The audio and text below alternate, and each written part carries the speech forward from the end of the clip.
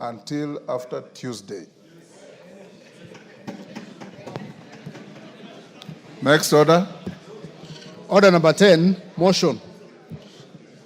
Condemnation of acts of lawlessness, destruction, and vandalism on public and private properties and infrastructure during the June 25th general demonstration. Mr. Speaker. Yes, Minority Leader.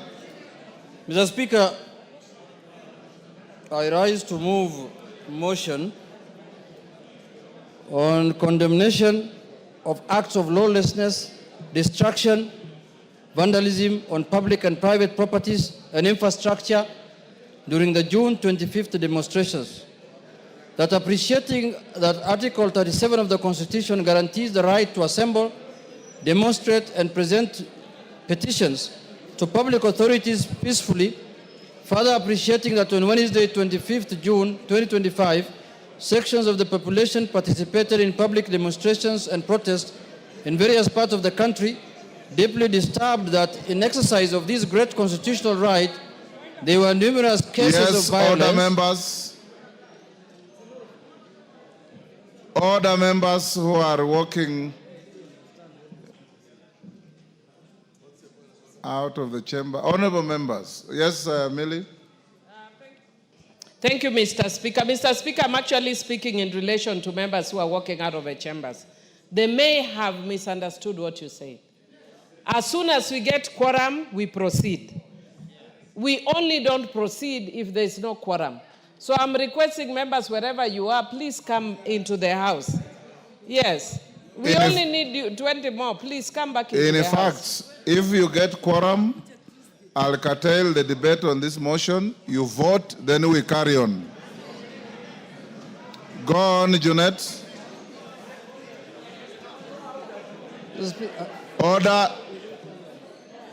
Go on, Jeanette. Mr. Speaker, Start afresh. you know, when members, when they want to come to this house, Mr. Speaker, yes, they really want to come and sit on these chairs. Yes. When they get an opportunity to sit on these chairs, Mr. Speaker, their buttocks cannot hold these chairs. They just want to run out, Mr. Speaker. I don't know what they're looking for. Mr. Speaker, there are numerous cases of violence, arson, invasion into both private and public premises, attacks on innocent wananchi and security officials, most so police officers, and further deeply disturbed that demonstrations destroyed and vandalized both public and private properties and infrastructure, including courts, administration offices, shops, businesses, business premises, homes, and supermarkets in various parts in the country, including Nairobi, Kikuyu, and Kalau. Among other places, alarmed by attempts by demonstrators to enter girls' schools, including State House Girls, Nairobi, now therefore the House 1, condemns in the strongest terms the deliberate destruction of public and private property and infrastructure during demonstrations, including court records. 2, express grave concern over repeated incidents of violence targeting civilians and public officers, including security personnel. 3, affirms and acknowledges the right of every citizen to demonstrate, protest, and express dissent, while emphasizing the need to protect life, livelihoods, and property. And 4, calls upon the Inspector General of Police and the Directorate of Criminal Investigations to immediately and expeditiously investigate the acts of lawlessness and bring to justice those found culpable, including current and former politicians who are involved in the planning, mobilization, financing, and incitement of mobs, goons, and criminals. Mr. Speaker, the country is fully aware of what happened yesterday. And all of us are aware. Order, honorable members. Given order members, order Mandazi. Honorable members, given what happened yesterday, it should be a concern to all of you. Either you are affected or you know somebody affected.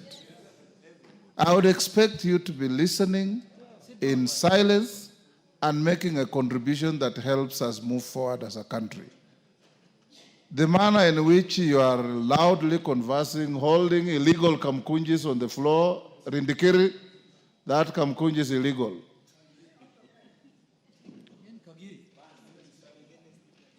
I urge you, members, for Kenyans to understand and appreciate your leadership, that you speak soberly, you exercise some restraint in your conversations.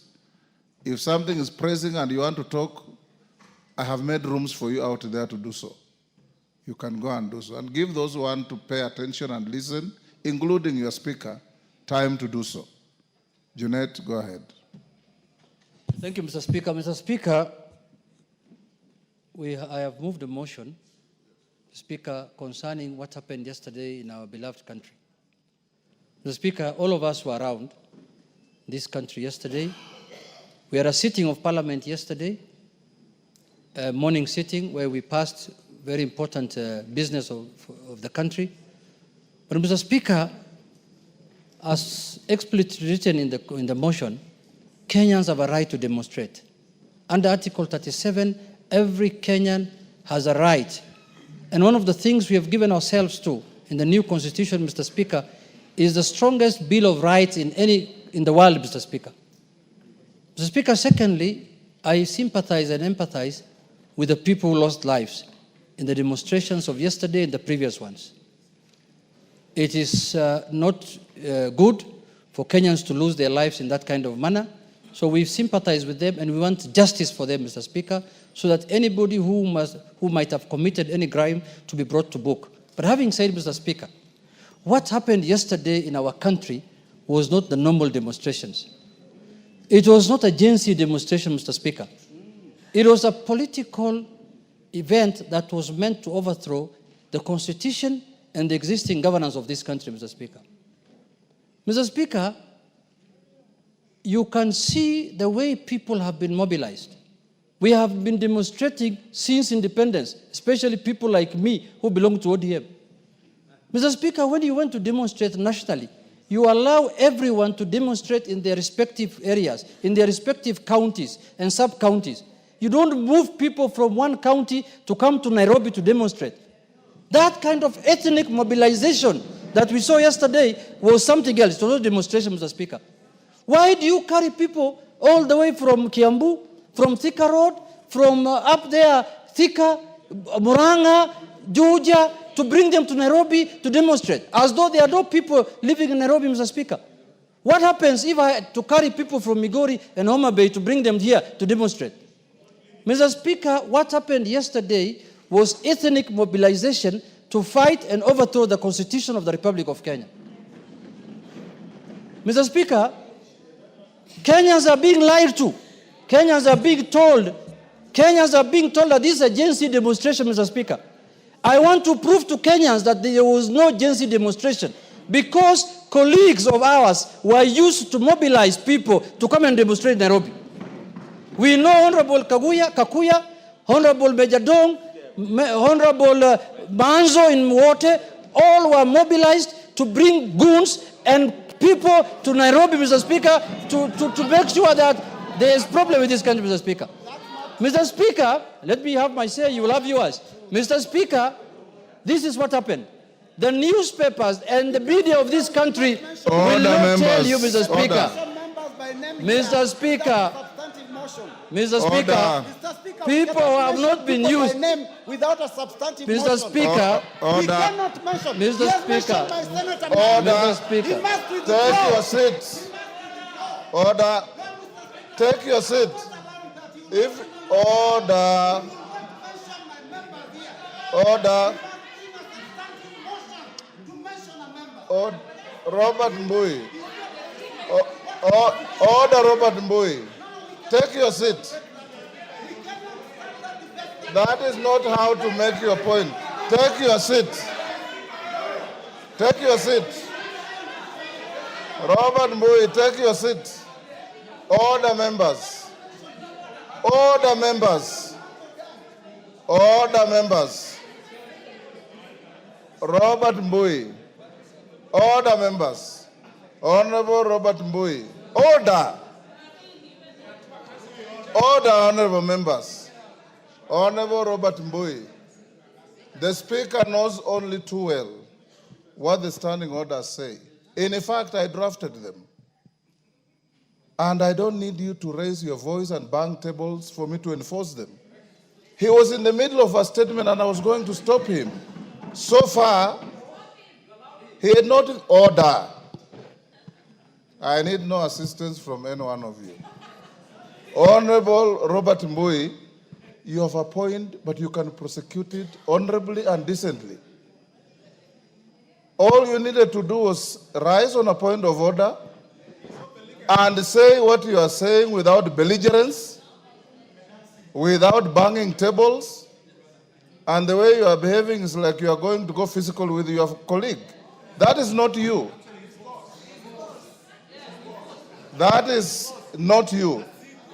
Honorable Junet, you only mention your colleagues adversely after you have brought a substantive motion to the House. Saying that members were involved is sufficient. Go ahead. Mr. Speaker, why do I say so? Mr. Speaker, the media of this country, Mr. Speaker, will tell you that the demonstrations were organized by Gaucho. They will tell you the demonstrations were organized by Gaucho. They will tell you they were organized by Matakwei. They will tell you the demonstrations were organized by Sakaja. They will not tell you the real culprits, the people who are organizing these demonstrations, Mr. Speaker. So it is incumbent upon us as people who have to discuss matters of national importance, Mr. Speaker, to tell Kenyans the truth, Mr. Speaker. Mr. Speaker, what happened yesterday was very clear. Mr. Speaker, it was not a Gen Z demonstration. It was a demonstration that was organized politically in this country, Mr. Speaker. And you can see where it happened. It took place in Nyeri. That is where Rigathi Gachagua comes from. It took place in Madira. It took place in Kisii. Mr. Speaker, the standard that has been set, the standards that has been set by Rigathi Gachagua in this country is that if you want to qualify to become a presidential candidate in his so-called opposition alliance, you must do as much demonstrations as you can. He has given them a benchmark that for you to qualify to become a presidential candidate in their team, you must cause anarchy and you must do demonstrations, and that is how you are going to qualify to become one, Mr. Speaker. And destroy property. Mr. Speaker, this ethnic mobilization in this country must end. Demonstrations must be for all Kenyans. Why do you destroy the property and the livelihoods of your own community, Mr. Speaker? Mr. Rigathi Gachagua. Mr. Speaker, you can see the kind of planning that has been put into this matter. You can see the kind of money that has been paid to this matter, Mr. Speaker. Mr. Speaker, we must call a spade if we are to save this country, Mr. Speaker. Mr. Speaker, I am standing to move them. Mr. Speaker, my second point. Order. Yes, Wanjiku Moya, what is it? Honorable Speaker, you just ruled a few minutes ago that Honorable Junet should substantiate when he's mentioning the names of persons on this floor. Was Honorable Rigathi in Homa Bay? Was Honorable Rigathi in Mombasa? Was Honorable Rigathi in Kakamega? Was Honorable Rigathi everywhere? Order, Honorable Wanjiku. Gone. Order. Gone.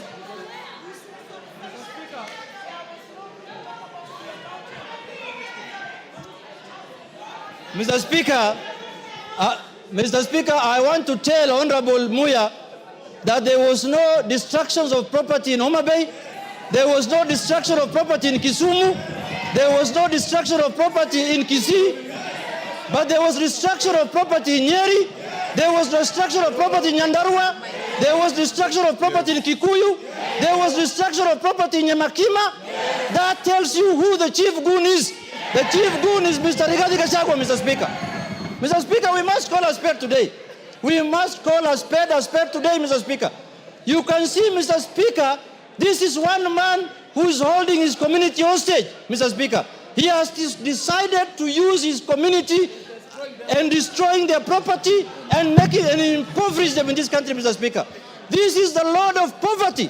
This is the man who wants to make the community from Mount Kenya to become poor so that he can rule them, Mr. Speaker. Mr. Speaker, I want to say this. Order, members, listen to yourselves. Mr. Speaker, I want to say this. This country has a constitution. This country has a government. The government of the Republic of Kenya and the constitution must make sure that every citizen's life is protected and their property is protected, Mr. Speaker. We have an election in 2027. We don't have any other election before then. If you want to remove a government, you will not do it by force. You will not do it through demonstrations. You will not do it through burning and destroying people's property. You have to wait for the election to arrive. Mr. Speaker, my second point on this matter, the media of this country. Mr. Speaker, I support the freedom of the media, Mr. Speaker. And yesterday, I was sad when the live coverage was removed, Mr. Speaker. But, Mr. Speaker, the freedom of the media also must come with responsibility, Mr. Speaker. Mr. Speaker, the media must be able to make sure that they report accurately and factually, Mr. Speaker. Mr. Speaker, for example, what is happening with the Standard newspaper and the KTN, Mr. Speaker? This is a media house that is hell-bent to create genocide in this country.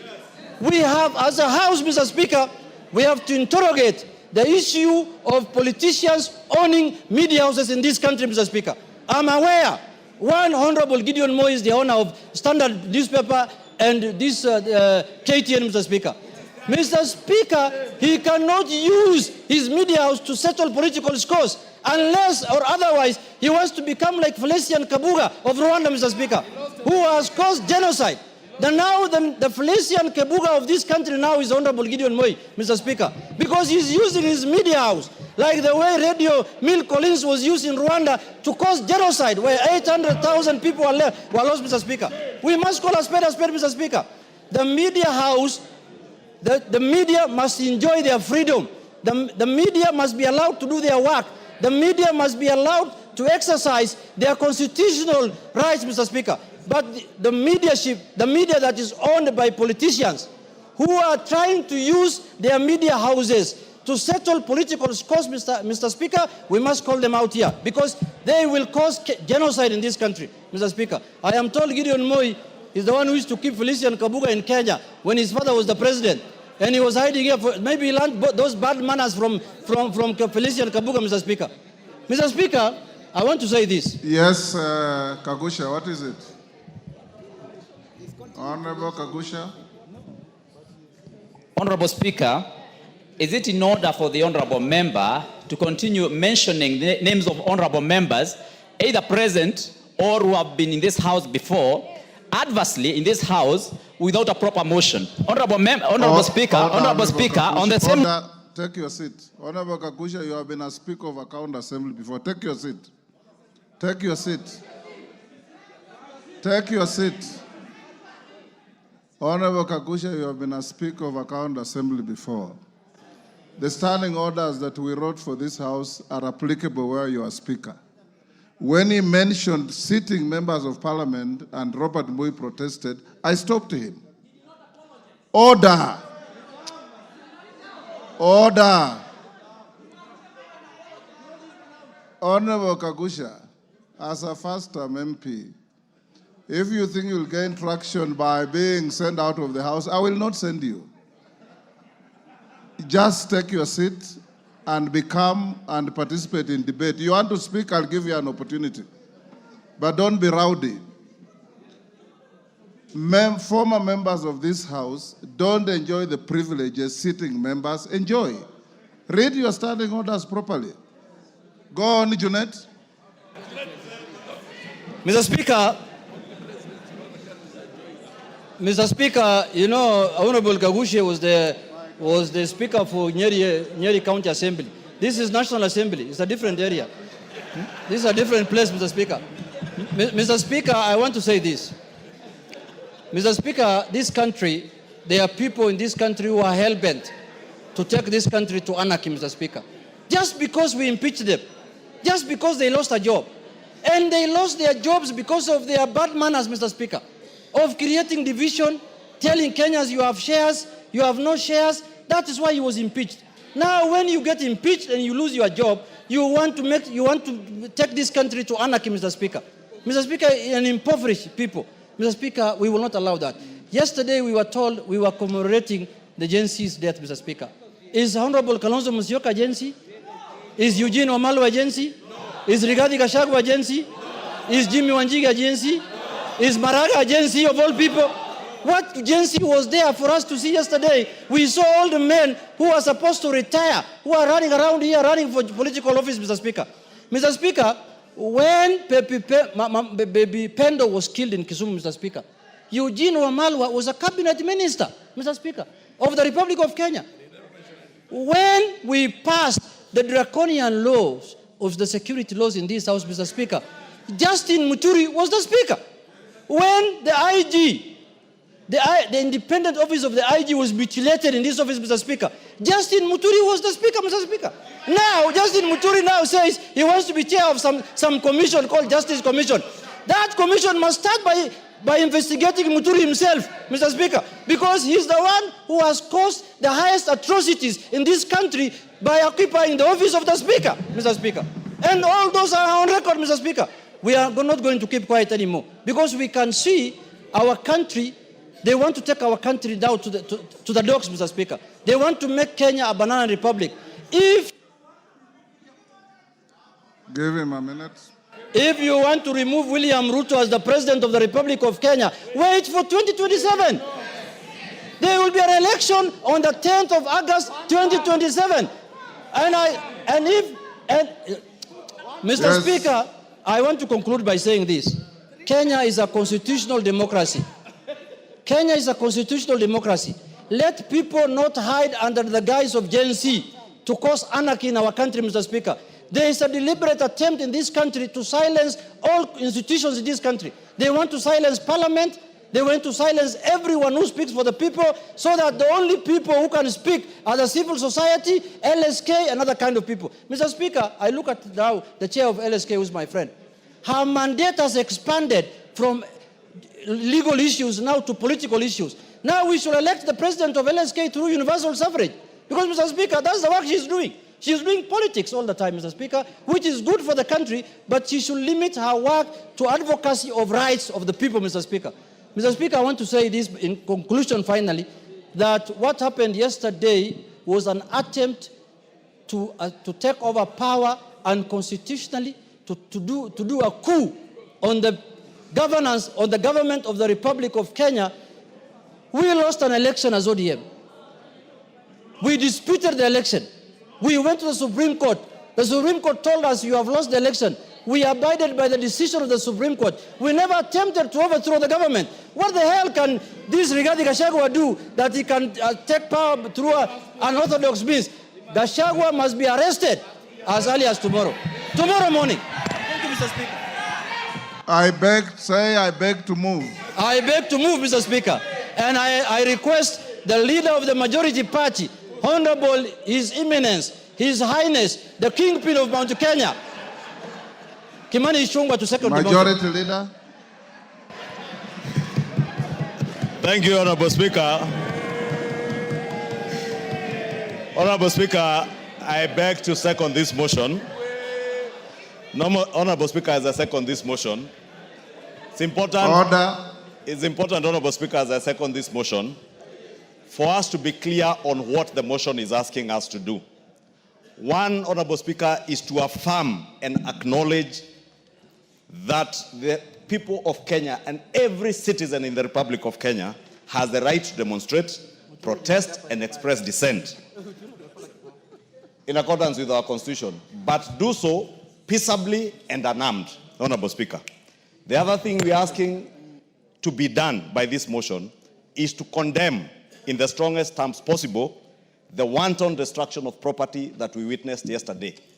And I dare say, Honorable Speaker, that wanton destruction, as the mover of this motion has said, was visited largely on the people of the Mount Kenya region, where I come from, on businesses owned by the people of Mount Kenya. If you look at Nairobi County, Honorable Speaker, the businesses that were looted were largely businesses owned and being run by people from Mount Kenya. Whether it is OTC, whether it is Nyamakema, Honorable Speaker, I was under attack myself. But I watched a clip by a young lady who was praying to the Almighty God, that you, God, who has provided me with resources to stock my shop that was looted today, I pray that the God I pray to will restore my business, everything that I have lost, and double it. And I want to assure that lady, we will support you even as we seek to support other people who lost lives and livelihoods, Honorable Speaker. And let me express my regret, Honorable Speaker, and my condolences to those who lost their lives, not just yesterday, but even last year, Honorable Speaker. But we must have a way to mourn and memorize those that we have lost. We do not need to lose more lives to memorize those that we lost last year. We do not need to. Honorable Speaker, the other thing this motion is asking us to do as a House is to call upon the Inspector General of Police and the DCI, the Director of Criminal Investigations, to immediately and expeditiously investigate the acts of lawlessness and bring to justice those found culpable, including, Honorable Speaker, current and former politicians who are involved in the planning, mobilization, financing, and incitement of mobs and goons and criminals, Honorable Speaker. That for me is cardinal, Honorable Speaker. June 2024, 25th of June 2024, with the unfortunate incidents that happened, Honorable Speaker, we let it pass. If you can protect me from the member for Narok County and the member for Elgeyo Marakwet.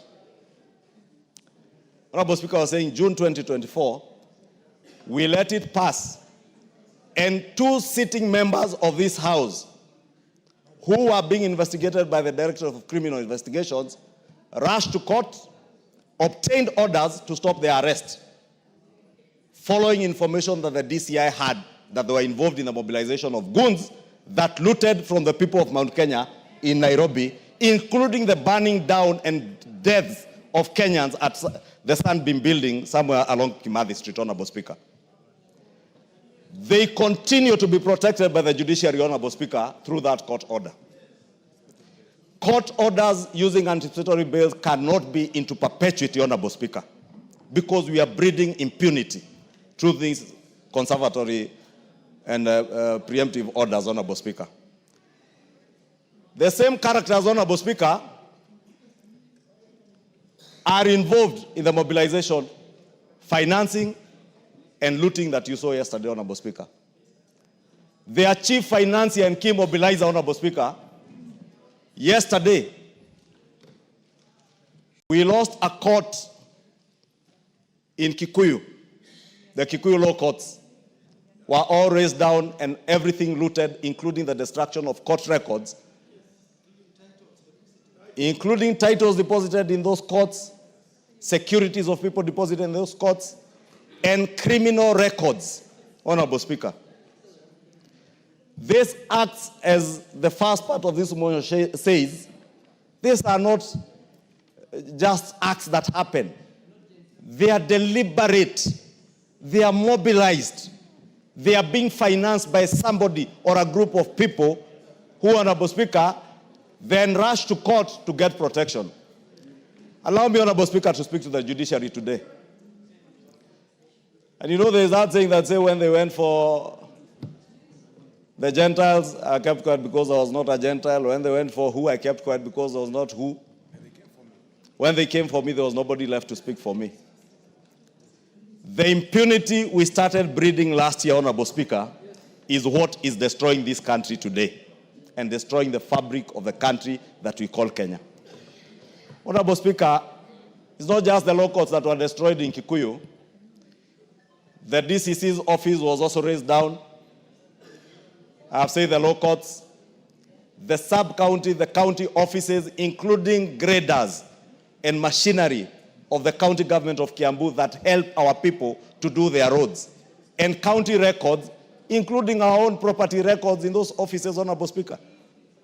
The people doing this, Honorable Speaker, and that is my greatest concern, and that's why I alluded to what we are calling upon the DCI and IG to do, is that people are being ferried from Limuru and Dagoretti into Kikuyu and some as far as Kiambaa and Juja. to come and visit the wanton destruction that you saw yesterday. Honorable Speaker, I am growing old, but I am not older than my father. My father is 105 years old, with a wife who is 85 years old, my mother, Mary Mombi. And they have worked hard to bring us up and to raise businesses that have supported our family. Yesterday, Honorable Speaker, there was an attempt to kill my 105-year-old father and 85-year-old mother.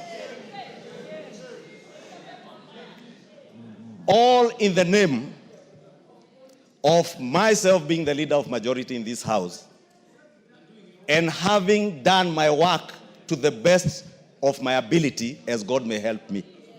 And I saw by the Bible, Honorable Speaker, standing before you, that I will execute my duties without fear, without favor, and to the best of my ability. And I will continue to do that, Honorable Speaker.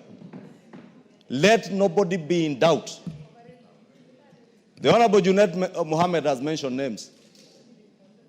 I did say here last year during the impeachment process of the former deputy president that this is a dark man with a very dark heart. Very black heart. I dare say today, Honorable Speaker, in this house, Honorable Rigathi Gachagua is the one who directed goons he mobilized to go and murder my parents, destroy my property in Kikuyu, destroy the property of the people of Kikuyu in the name of revenge. Honorable Speaker, we cannot build a country that way. That is why, Honorable Speaker, we are asking the Inspector General of Police. It cannot rest at this. Nobody, not Kimani Ichung'wah, not Rigathi Gachagua, not the sitting members of parliament in this house, Honorable Speaker, who are doing this work, and some 2 senators, Honorable Speaker. And as Honorable Junaid Mohammed has said, if you look at the trajectory of violence and destruction that visited, you can associate that violence with a particular politician and the area they come from and the kind of thuggery that was going on, Honorable Speaker. So as we condemn, Honorable Speaker, let us call on the Inspector General of Police and the Director of Criminal Investigations. Anybody involved in this criminality, whether it is Kimani Ichung'wah, whether it is Junaid Mohammed, whether it is Rigathi Gachagua, whether it is Jane Kihara, whether it is Kaluma, whether it is Ngogoyo, whether it is Major Dong, whether it is Kakuya, whether it is Senator Medho, investigate each and every one of them without fear or without favor, and whoever is culpable, bring them to book, Honorable Speaker. Because we cannot have a country of lawlessness, Honorable Speaker. We cannot have a country... Honorable Speaker, I was finishing by saying we can't have a country where I purport to speak for the people, my people, yet I mobilize people to destroy my people's property. I mobilize people to kill our own people so that we make political capital out of it. We must desist as political leaders in this country from using our people as political pawns to make political capital out of, Honorable Speaker. And I condemn the lawlessness, the violence, and congratulate the people of Mombasa, Honorable Speaker. The people of Mombasa yesterday demonstrated what peaceably demonstrating is. What happened in Nairobi and in other areas in central Kenya were riots, disorder, and anarchy, Honorable Speaker. And the owner of that anarchy is known, must be apprehended. Honorable Speaker, allow me to commend the police also for the restraint that they exercised yesterday and for the hard work they put yesterday when a police lady was being brutalized by men, grown men, beating up a woman, Honorable Speaker. It's the most despicable thing you can find, that a man is stepping on a police officer on her head. Honorable Speaker, there were criminals who attempted to get into State House girls. It is not William Ruto's children who go to State House girls. It is not Kimani Ichung'wah's daughters who are in State House girls. It is our children. Why would anybody mobilize criminals to attack young school girls in a school? I commend the police for protecting State House girls, protecting other lives and property that they protected yesterday, Honorable Speaker, and call on them to take action on the financiers, the mobilizers, and those particular criminals, and those who want to drive our country to anarchy. And we tell them, resounding as a house, we shall not allow our country to be driven to anarchy by bloodthirsty people, bloodthirsty politicians who have no agenda, who have no vision for Kenya, who can only harp on Gen Z. A Gen Z, a generation, they are neither a Gen Z, nor do they have children in their houses who are Gen Zs, Honorable Speaker. I have 2 Gen Zs in my house. I know what these children want. Those who are just harping on Gen Zs and riding on their wave, Honorable Speaker, are only trying to take advantage of a desperate generation of young Kenyans. Let us desist from doing that, Honorable Speaker, and I beg to second. Order, honorable members. Those on their feet, take your seats.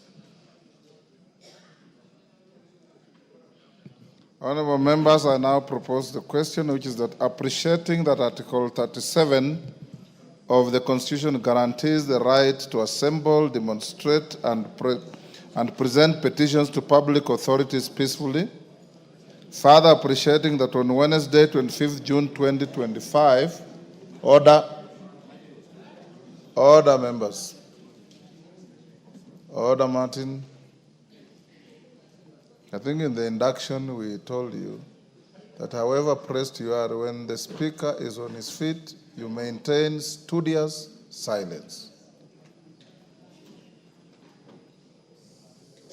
Further appreciating that on Wednesday, 25th June 2025, sections of the population participated in public demonstrations and protests in various parts of the country.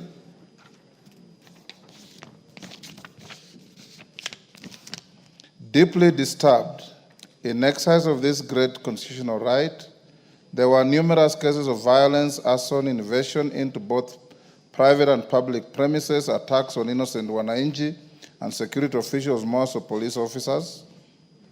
And further deeply disturbed, the demonstrators destroyed and vandalized both public and private properties and infrastructure, including courts, administration offices, shops, business premises, homes, and supermarkets in various places in the country, including Nairobi, Kikuyu, and Olkalau, among other places, alarmed by attempts by demonstrators to end girls' schools, including the State House Girls, Nairobi.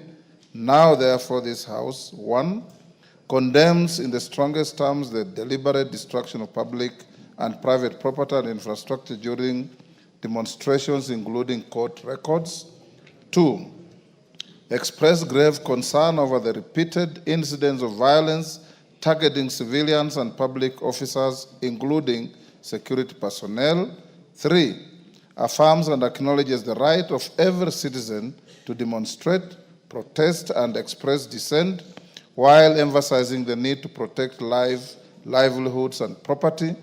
And 4, calls upon the Inspector General of Police and the Directorate of Criminal Investigations to immediately and expeditiously investigate the acts of lawlessness and bring to justice those found culpable, including current and former politicians who are involved in the planning, mobilization, financing, and incitement of mobs, goons, and criminals. Honorable members, the screen is too small to accommodate all of you, so I'll use a show of hands to pick on those to speak. Millie Odhiambo. Thank you, Mr. Speaker, for giving me this opportunity. Remember, everybody has 3 minutes. Thank you, Mr. Speaker. Mr. Speaker, let me first of all offer my condolences to the family who lost their loved ones yesterday, the ones who lost their loved ones 2024, the ones who lost their loved ones 2023, the ones who lost their last one in 2022. Mr. Speaker, I have noticed that the media has forgotten that we also lost loved people in Kisumu. Maybe because they come from Kisumu, they do not matter. but I want to offer condolences to every family who has lost a loved one. Mr. Speaker, Article 37 guarantees a right to demonstrate peaceably and unharmed. And Mr. Speaker, I'm one of the people who pushed for that article in the Constitution, and I will defend it with my life. And that is why, Mr. Speaker, it was very sad to see what happened yesterday. Mr. Speaker, ODM and Azimio have become the experts in demonstration, Mr. Speaker. And Mr. Speaker, when we were doing that, we were called anarchists. Bare fidelity to history. Exactly. You as truly here was with you in CORD and NASA. Yes, Mr. So it's Speaker. not just ODM. No, I've said ODM and Azimio and NASA. Yes. And CORD and all those. But the constant one is ODM.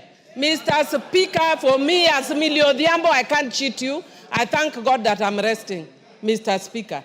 I don't think people understand what it means to go to the streets. I understand when the Gen Zs are writing letters to their parents saying may not come back. I would tell my husband that because they didn't know I'd come back. So let us be. You called us names, Mr. Speaker. You called us names. You said we are anarchists and all that, Mr. Speaker. Mr. Speaker, but who is God? God creates balance. Mr. Speaker, you called us names when we were fighting for the same rights you are fighting for. Mr. Speaker, now, or that you said to be fighting for. Mr. Speaker, now instead what you are telling us is that Baba is eating and observing table manners. Mr. Speaker, if you can give me 1 minute, Mr. Speaker, because I was interrupted, or 2 minutes. Mr. Speaker, it's difficult to be Baba. You are damned if you do, damned if you don't. So, Mr. Speaker, we are only learning from the best. You have observed table manners since independence. Let people from the lake also observe table manners. For once, let us also observe table manners. And take over, and I've heard people saying that that in terms of demonstration, you've overtaken Baba, that we've been lying, that we want to, that no. I am glad to note that you have overtaken us. Please do it excellently. But Mr. Speaker, I want to say one thing, if you would allow me. Mr. Speaker, as a women's rights activist, Mr. Speaker, yesterday I left my house, not caring for my life. I went to State House when I saw on social media that State House was under attack. State House girls. Give her 1 minute. Thank you, Mr. Speaker. When I saw State House girls was under attack, Mr. Speaker, I didn't care for likes. I condemned when the policewoman was under attack. Mr. Speaker, we cannot allow such things. Mr. Speaker, where we are attacking women, and then, Mr. Speaker, today in the morning in the WhatsApp group of FIDA, I saw something very disturbing, that women were being removed from motorcycles, they were being gang raped, and they were being, even in our time with our excellence, even when we are infiltrated, that has never happened. Never. Mr. Speaker, I said this and people condemned me as a Christian. Come, let us reason together. It's not about who is winning. This country belongs to all of us. Thank you. George Murugara. Thank you. Thank you very much, Mr. Speaker. The Speaker, allow me also to... Seeing the interest, I will reduce the time to 2 minutes. Thank you. Thank you very much. Go ahead. Allow me kindly to empathize with the families and the persons who suffered fatalities yesterday, their properties damaged. This is abhorrent. It has nothing to do with Gen Zs, because we know for sure these youngsters were out to express themselves, but some hooligans hired by unscrupulous persons invaded them and decided to take things south. Honorable Speaker, I think always we must be the role models and examples. Even now we've been told ODM, the members who are here, Junet Mohammed, Millie Odhiambo, are examples on how we should be demonstrating. Honorable Speaker, as I watch the leaders who went to the streets, including a former Chief Justice of the Republic of Kenya, and for once, I asked myself whether really this is what a former Chief Justice should be doing. I saw another former Vice President of the country, Kalonzo Musyoka, carrying a ref to go and lay on behalf of those who had lost their lives. Nothing wrong with that whatsoever. But you do not lay wreaths on the streets to remember those who had passed on. Order. You Order, actually, Jess Kambalu. Order. you actually lay wreaths on the graves of those who passed on, not in the streets. So I wondered what Honorable Stephen Kalonzo Musyoka was doing, especially to our young people who should be learning from him, emulating him on how we should be properly doing our things. As leaders, we are role models. We are not there to incite young people, misdirect them, or mislead them. We are there to tutor them to rights and the paths of righteousness. So, with all that, while the Gen Zs were right, our politicians were not right at all, and this is the time they should be called upon to account. Thank you very much, Honorable Speaker. Robert Mbui. Yeah, thank you, Mr. Speaker. I also condemn in the strongest terms possible the destruction of property and infrastructure. And, but Mr. Speaker, we must be careful, because when you look at the way this motion is worded, we seem more concerned about the property that was damaged, and we are not talking about the 10 people that lost their lives yesterday. We are not talking about the 60 that lost their lives last year, right here in Parliament. Order, Mr. Speaker, Robert Mbui, order. Mr. Speaker, Order, Robert Mbui, take your seat. Save his time. Save his time. Robert Mbui, I'm also sitting here and I listen. Let's have fidelity to facts. Milo Odhiambo next to you has eulogized all the dead up to 20 years back. Your neighbor there who moved the motion talked about the same thing. Kimani Ichung'wah talked about the same thing. So let's bear fidelity to facts. The motion is not just about what is written, but also what is going to the Hansard. Go ahead. Mr. Speaker, Your time was saved, so you have not lost. Mr. Speaker, the motion is very clear. It doesn't actually talk about the 60 that were killed last year. It doesn't talk about the 10 that were killed yesterday. It talks only about the destruction of property. So, Mr. Speaker, it's important. It's very important that we be careful about this issue. Mr. Speaker. Yes, Junet. Mr. Speaker, is my deputy, who is not behaving very well also.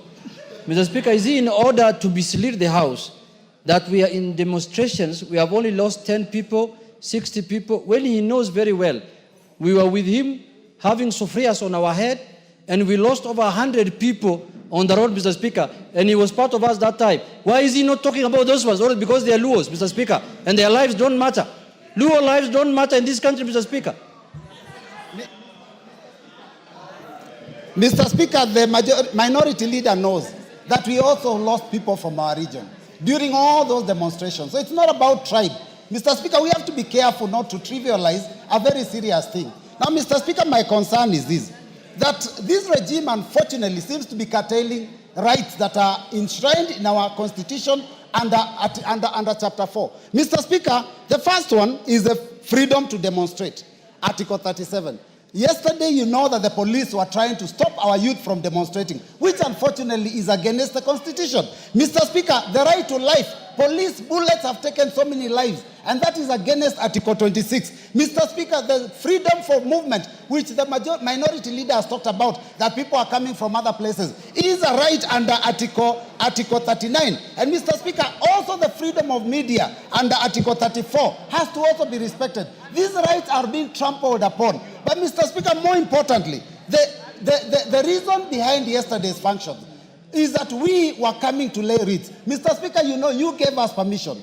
We laid wreaths even with members of this House. Outside Parliament, with your permission. I had informed you that my leaders would also be coming to lay wreaths. And you didn't refuse. You only said they don't come. I told you he was not welcome in the presence of Parliament. You said they don't come into Parliament. Yes. Mr. Speaker, we laid the wreaths at the fence on the barbed wire that has been put that is barricading Parliament. Mr. Speaker, how does a member then wake up and say that it is wrong for my party leader to commemorate and mourn those that were killed from all regions of the country? So, Mr. Speaker, I think let us not trivialize this thing. I have seen there's an attempt to try and malign certain individuals out of yesterday's activities. Mr. Speaker, this was spontaneous and it was done across the country. And Mr. Speaker, I condemn the destruction. I condemn the looting. I condemn the killings. But we must condemn it fairly so that we do not make it a partisan issue or an individual.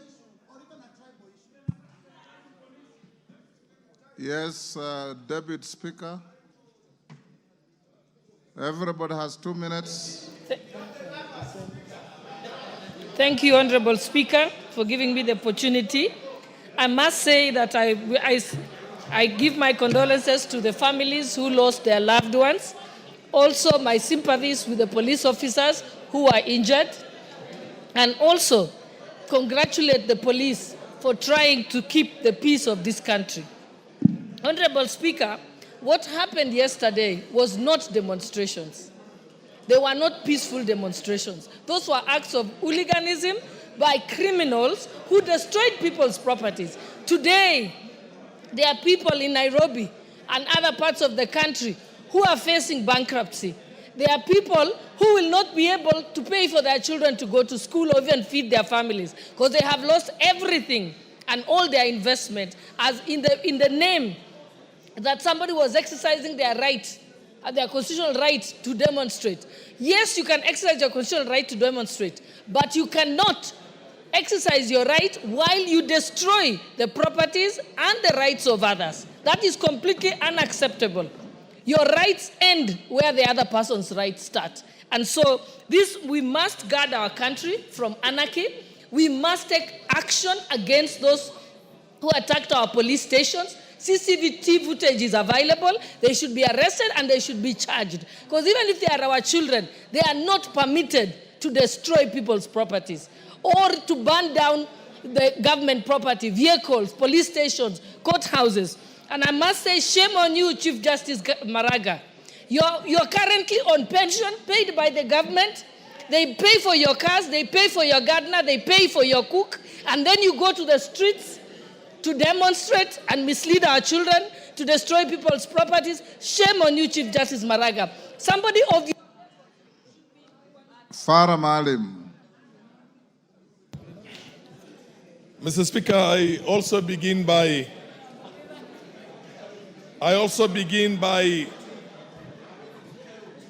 sending my condolences to all those ones who lost loved ones in all the incidents that had happened in this country for a very long time.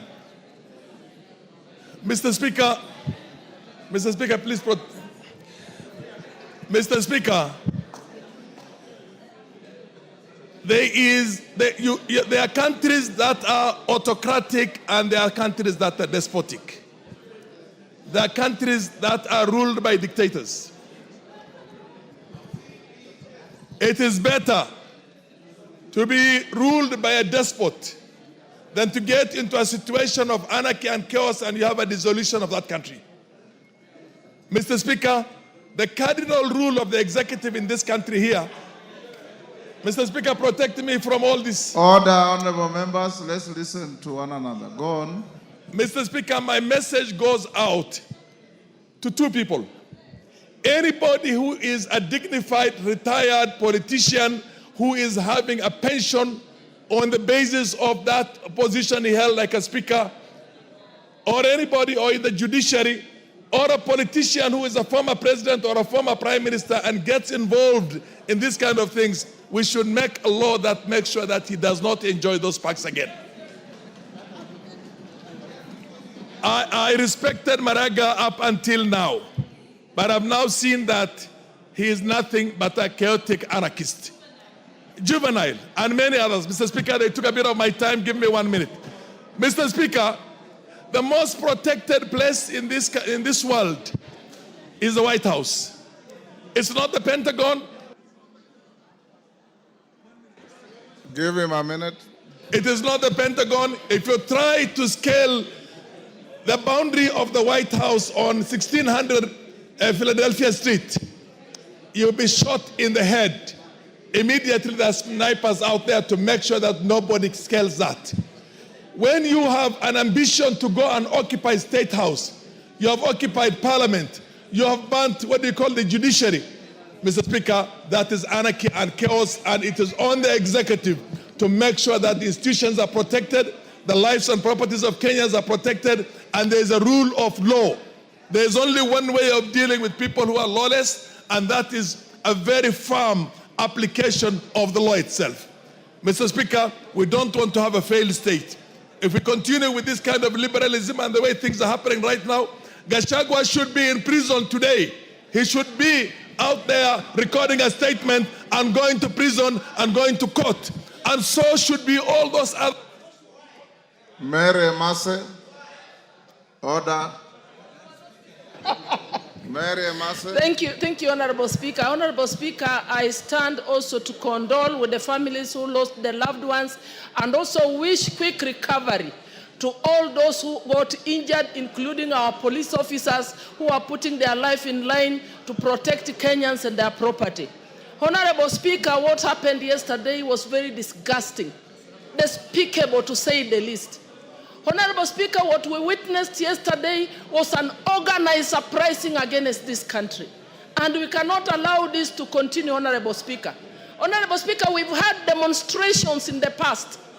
We have had demonstrations, but the peculiarity of the recent demonstrations is disturbing, Honorable Speaker. Why are they targeting protected areas like Parliament, like State House, Honorable Speaker? Honorable Speaker, I want to support the position by the members who have spoken that these incidents must be investigated thoroughly and all the culprits brought to book, Honorable Speaker. We cannot continue to watch Kenya degenerate into a state of lawlessness and anarchy because we do not have any other country to go to. This is our country. And I conclude by saying, Honorable Speaker, honorable members, we need to bring an amendment in law to this House where we designate specific places for picketing so that if you want to picket, there is a designated place for you to go and picket. Not everywhere and disturbing everyone's peace and disturbing people's businesses and destroying people's property. It's unacceptable, Honorable Speaker. Yes, Kibagendi, what's your point of order?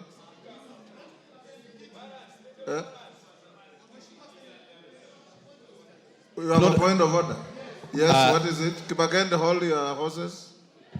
Mheshimiwa Spika, hapo awali tukianza bunge hili ulisema kwamba iwapo kwamba wabunge watajisajili wa kutosha ili turudi kwa ule mswada wa NGCDF ungesitisha mazungumzo tupige kura. Ngoja kidogo tafadhali. Wasiwasi wangu Mheshimiwa Spika, ndio sababu nisimame kwa point of order, ni kwamba nimeona chamba hichi kilikuwa kimejaa na wengine huenda wakawa wako na shughuli ambazo zinawafanya wanatoka. Ifike wakati wa kwamba nitujadili mswada huu tuwe hatuna idadi ya watu, na kuomba Mheshimiwa Spika kwa taadhima zote na heshima usitishe mjadala huu, kwanza tujadili mswada uliokuwepo tupige. Thank you, Honorable Chonga. From where I sit, I can see all of you, and I can tell how many you are. Since I made that pronouncement, the highest recorded number has been 193. That is not 233. The highest number you have recorded since I made the direction has been 193. So the moment you reach 233, I'll stop the clock on this motion and we vote. The moment we don't get there, the motion we passed stands. Thank you. Kibagendi. Thank you, Honorable Speaker, and I want to appreciate for this opportunity. It is the first time you've given me a chance to speak outside a question or statement in this House. I appreciate. I want to also associate myself with the concerns that have been raised by my fellow colleagues, especially on the destruction of property and killings and the unfortunate things that happened yesterday. I, however, would also like to caution, we need to be also talking about the issues that have been raised by Gen Zs. The issues raised by the Gen Zs. Fatuma, just hold on, Kibagendi, hold his time. Yes, give Mama. Honorable Speaker, thank you for the opportunity. Honorable Speaker, Honorable Kibagendi has just made a statement. Maybe you didn't take notice. That it is the first time that you've given him an opportunity to speak in this house. Yes. I would like him to know that you don't pull people from their seats to speak. You must raise your voice. You must show that you are interested in speaking. So I beg him to withdraw that statement because you don't work in partiality. You are very considerate, Mr. Speaker. And he's never even in the house and he's blaming you. You don't point people from their houses to contribute. That is wrong, Ms. Kibagendi. Thank you. Thank you, Fatuma, for defending me. And that's why I ignored it. Go on, Kibagendi. That's extremely responsible from my fellow honorable member. Go on who does with your not. contribution. Now, I wanted to make a point this way, Honorable Speaker. We must stop trivializing the concerns of young people of this country and trying to make it become like it is a Gachagua thing.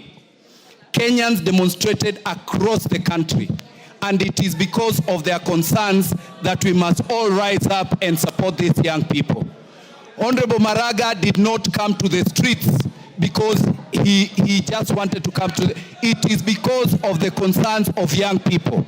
I'm perturbed by what Honorable Farah Maalim and the Deputy Speaker are speaking about Honorable Maraga and those who've spoken about the former Deputy President. Junet. It is irresponsible. What is your point of order? Mr. Speaker, Honorable Kibagendi is saying this was a GNC demonstration. Could he share the House with his experience in organizing the one in Kisii County, Mr. Speaker? Because he was the supervisor and organizer of that one, Mr. Speaker. Mr. Speaker, I hope you'll add me the time because you realize all this time members have been...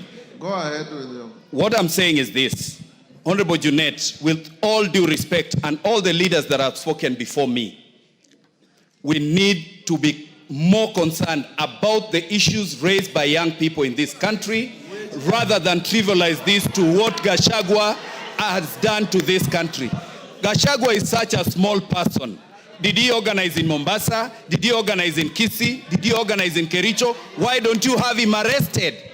Deal with Gachagua in accordance with the law. And finally, we want to advise that this... Mwafrika,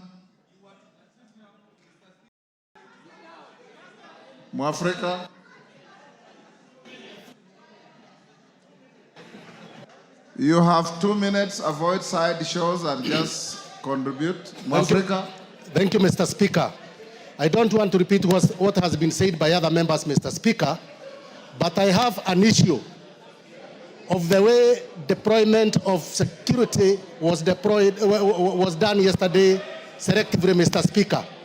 Mr. Speaker, I would like to give an example of Githurai. Let's listen to Mwafrika. Mr. Speaker, I have an issue in the way security was deployed yesterday selectively. I would like to give an issue of Githurai, Mr. Speaker. Cooperative Bank, Githurai branch, was broken into. Next to Githurai branch, Mr. Speaker, we have Kasmat Supermarket, a Jubo mega supermarket, Mr. Speaker.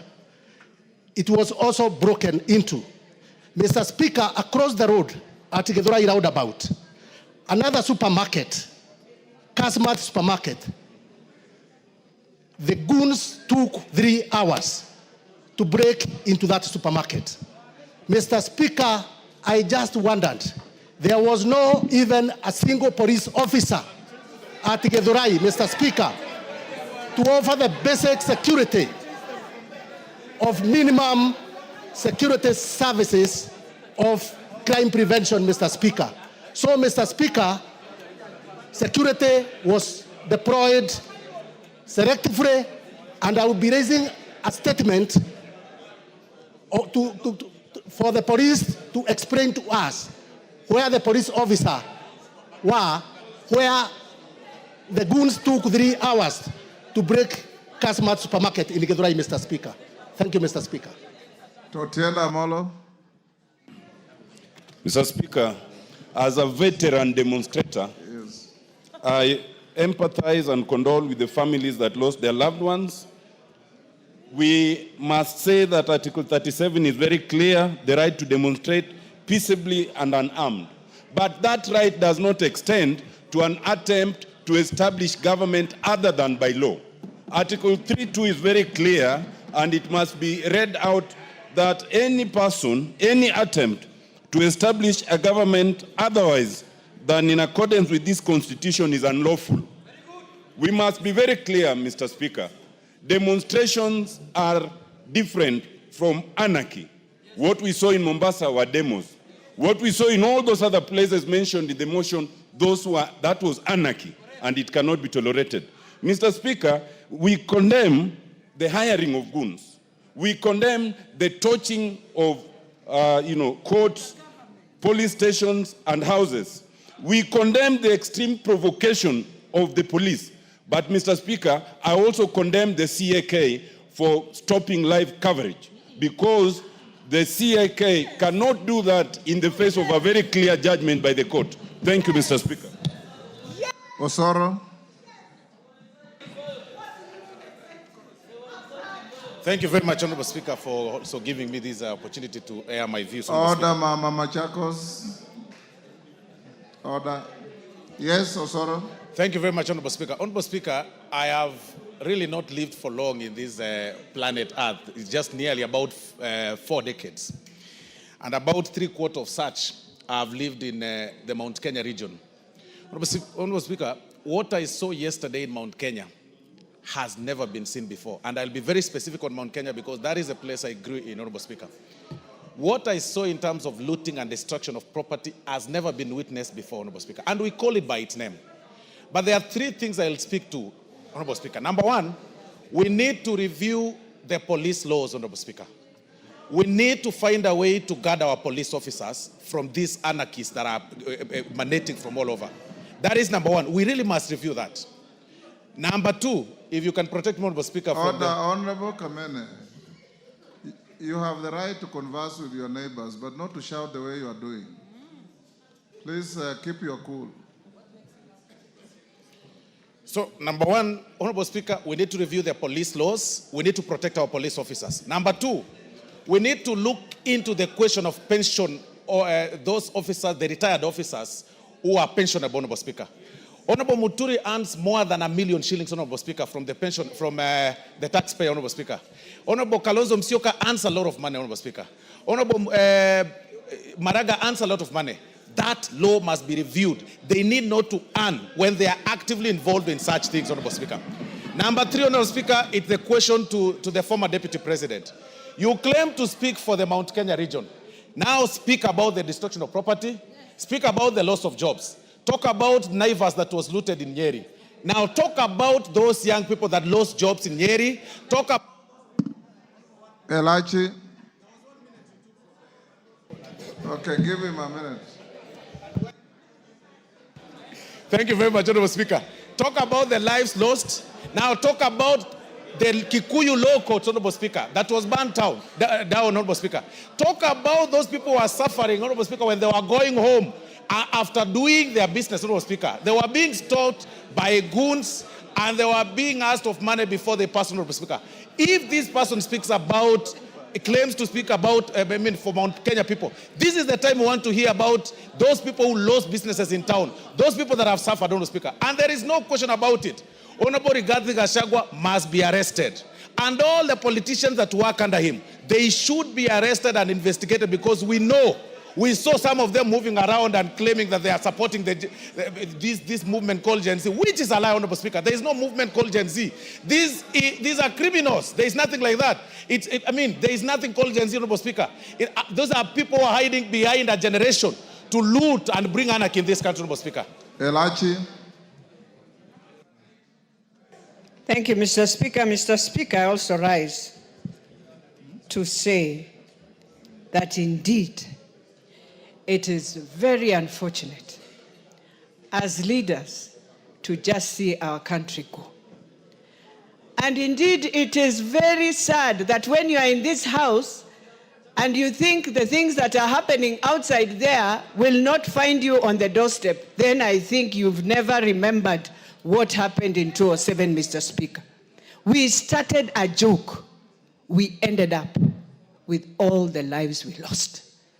And so as much as I will say today that it is sad for parents who lose their children because of political scores, that today we are here again discussing an anarchy in Nairobi, Mr. Speaker, I will tell you, and first of all, thank all the constituencies in Nairobi that made sure they restrained themselves from destroying property.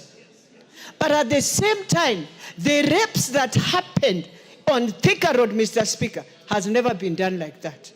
And Mr. Speaker, I want to speak as I finalize to our generation, that you are a young generation that can shape the future of this country.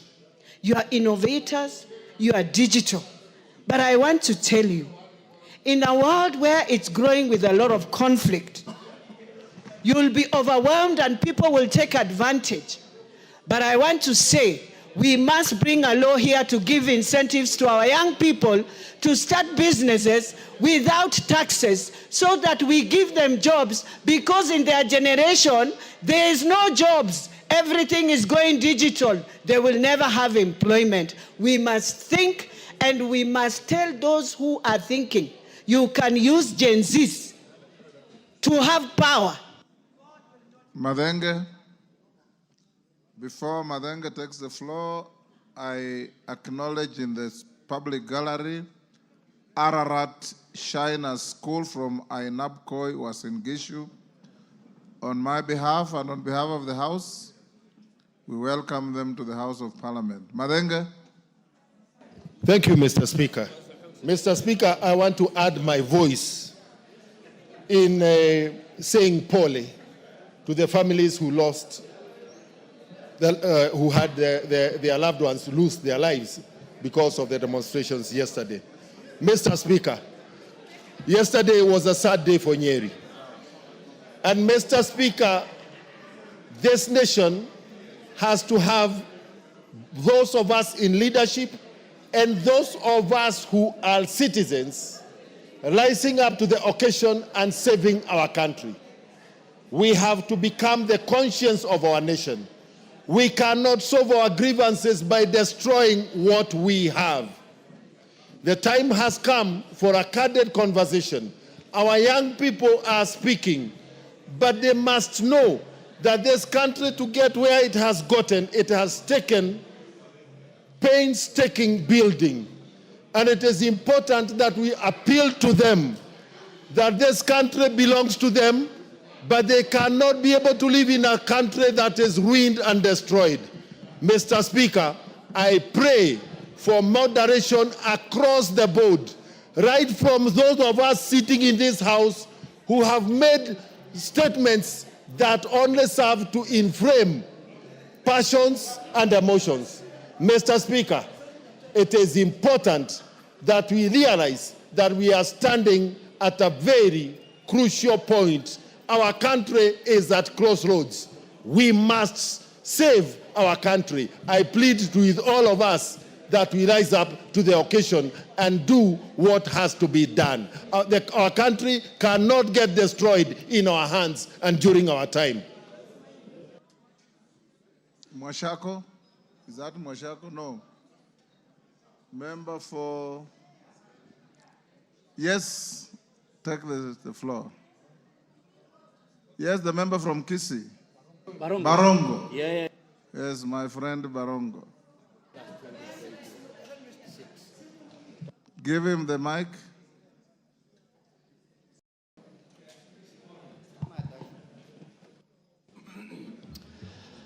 Thank you, Mr. Speaker, for the opportunity to also contribute on the what we witnessed yesterday. Mr. Speaker, I can see from the mood of most of the members a blanket condemnation of what happened yesterday. But, Mr. Speaker, this has not happened just once. This is the second time that this is happening. And for sure, next year, the Gen Zs again will rise up again to continue to press all of us around addressing the issues that are very important to them. So as much as we are condemning everything that went wrong yesterday, we must laud these people for pushing us to be better versions of ourselves so that we can be able to bequeath them with a better future going forward. I thank you, Mr. Speaker. Didymus. Thank you, Mr. Speaker. Mr. Speaker, I want to say this, that what we witnessed yesterday was not a demonstration. What we witnessed yesterday was a group of criminals that were mobilized by an individual who want to use the tears of Kenyans who are losing their businesses and the blood that our young people are shedding to resurrect his already stifled political career. Honorable Speaker, the person who orchestrated, masterminded, and funded these activities is well known, Mr. Speaker.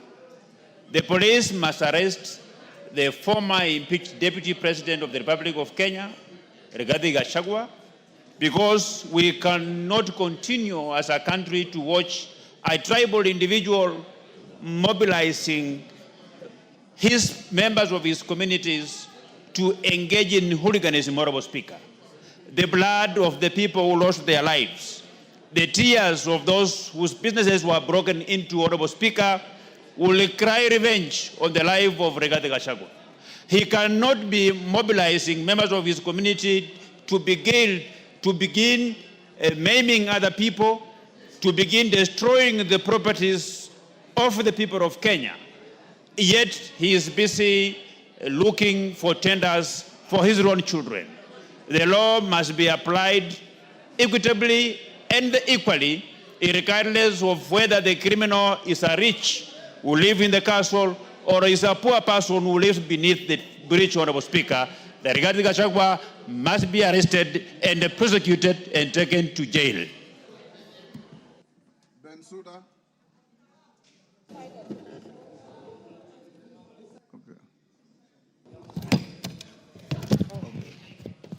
Thank you, Honorable Speaker. I also rise to make my contributions on this motion. Honorable Speaker, what happened yesterday, as a parliament, we have to condemn in the strongest possible terms.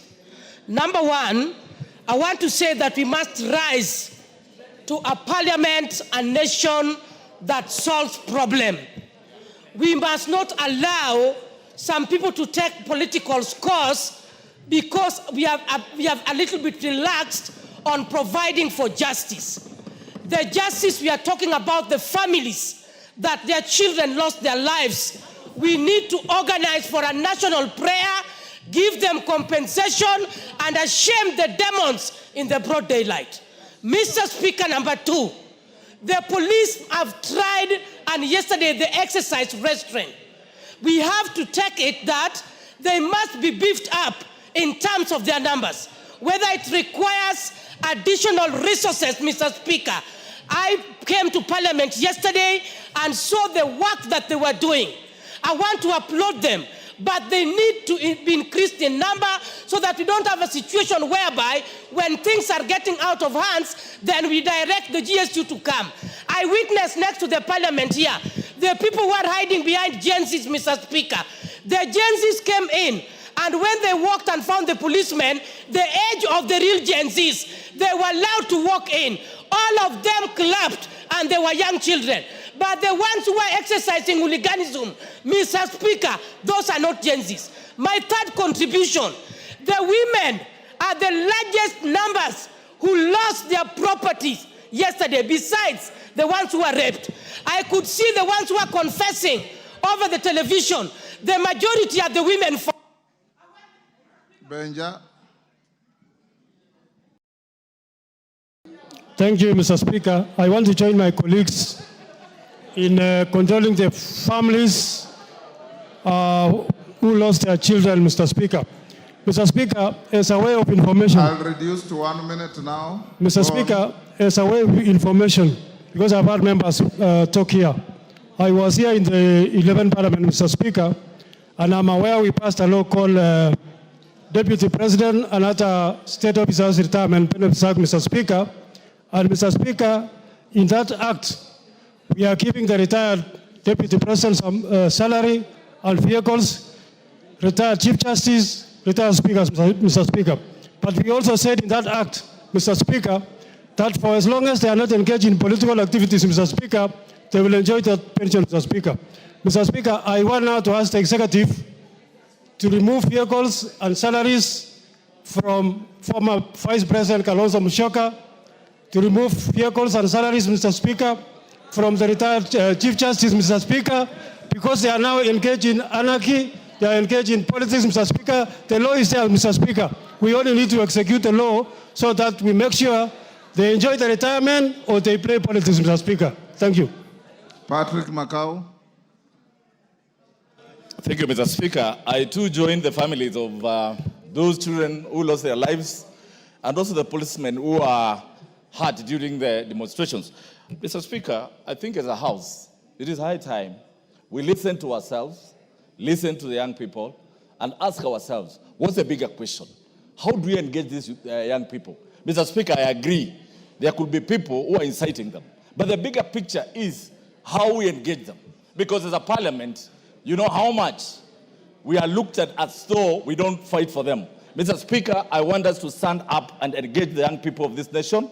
And Mr. Speaker, again, I want also when the policemen are out there, when they are controlling these crowds. Mr. Speaker, when I look at yesterday at Matu, 2 people were shot. When you look at the crowds which were at Matu and Wote, compared to Nairobi and other places, 4 people lost their lives. So, Mr. Speaker, I urge even the... Sane. Mr. Speaker, the right to demonstration is enshrined in our Constitution. Looting supermarkets, robbing mama bogas, burning police stations, personal properties are not within the realm of that right. Mr. Speaker, protests are majorly political from what I have observed. We elect leaders through the ballot. We have a legitimately elected president. Marching to State House is tantamount to a coup, which is unacceptable. I'm looking forward to a time when somebody from northern Kenya can be a president peacefully. Nyanza can be an elected president, can produce a president. The western Kenyan people can be president. The coastal people can be president. We can't have a monopoly of leadership just because you disagree with somebody. Somebody cannot be the president. I entirely don't approve that. Chonga. Asante mstahiki Spika. Mimi nimekuwa mmoja kati ya ambao washawahi kuwekwa ndani kwa sababu ya maandamano. Chenye mimi najiuliza Spika ni kwamba maandamano ya kila wakati yanapokuja kuna wizi, kuna ubakaji, kuna maisha tunapoteza. Tukiwa wabunge wenye tengeneza sheria, tutakaa tuangalie hii hali paka lini? Mbona hatusikii maandamano Rwanda? Mbona hatusikii maandamano Tanzania? Mbona hatusikii maandamano kwa majirani? Wakati tukiandamana, hakuna faida tumeweza kuipata isipokuwa ni hasara zaidi ya hasara. Nataka kizazi ambacho kinakuja kitukumbuke ya kwamba bunge hili lilisimama kidete na likakuja na suluhisho ya kusitisha, kutafuta mbinu mbadala za kuweza kuwasilisha.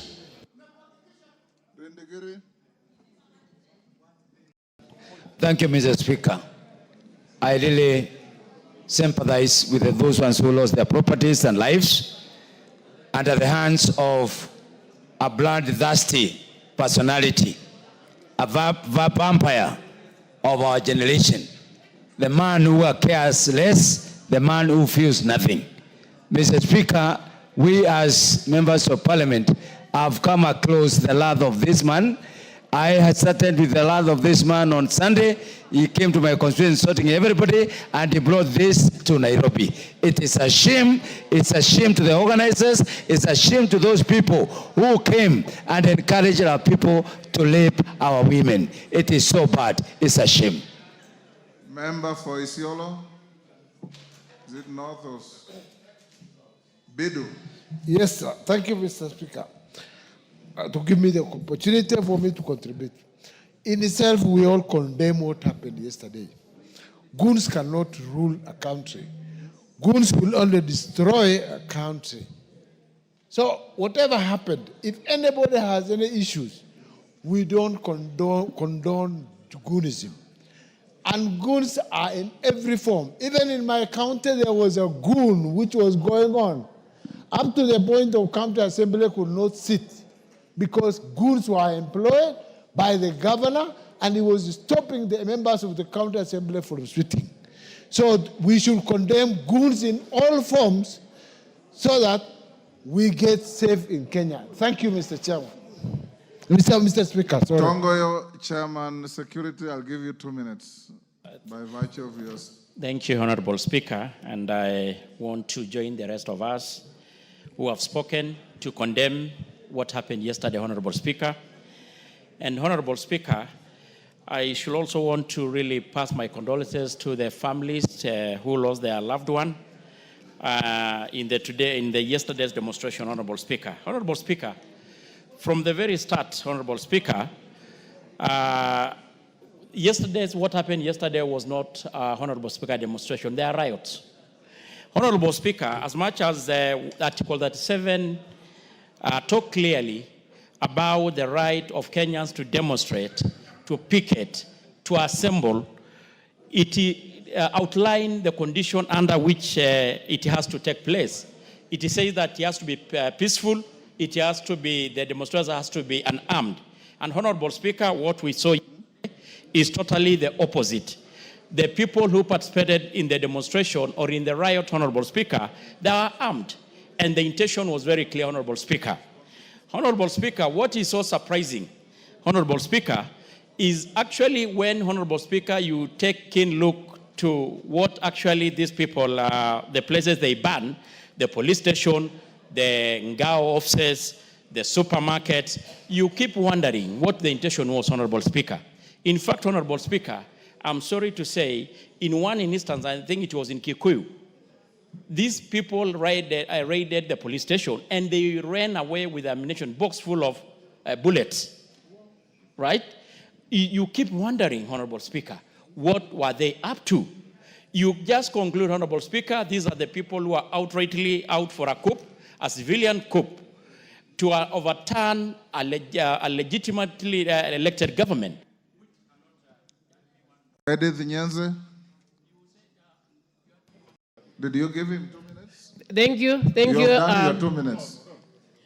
Thank you, Mr. Speaker, for giving me this opportunity. Edith, just hold. Yes. Wind up what you're saying.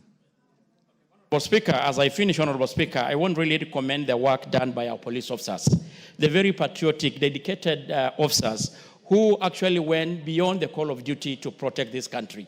Honorable Speaker, it's a moment we should be able to have a candid conversation to really, Honorable Speaker, come to our senses and able to protect this country because we don't have any other country to run to. We only have one country, Kenya, and we must safeguard it. And if it means for looking at our security laws, Honorable Speaker, we should actually do the same, Honorable Speaker.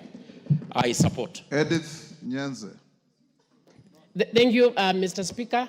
Let me take this opportunity to empathize with the families who lost their loved ones and also people who lost property and livelihoods. Mr. Speaker, let me say that as we condemn and say some people organized the strikes or the riots, let's also recognize that there is a problem in our country. How can our youth be so daring to even want to lose their lives? That means there is a lot of hopelessness. There is a lot of desperation. And this is the thing which we should actually be addressing. How can we help our Gen Zs? How can we help the young people? We should not continue condemning other people who do not have instruments of power. Who has the instrument of power? Because we can't keep on blaming other people who have no power, like we keep on... Member for Kwanza.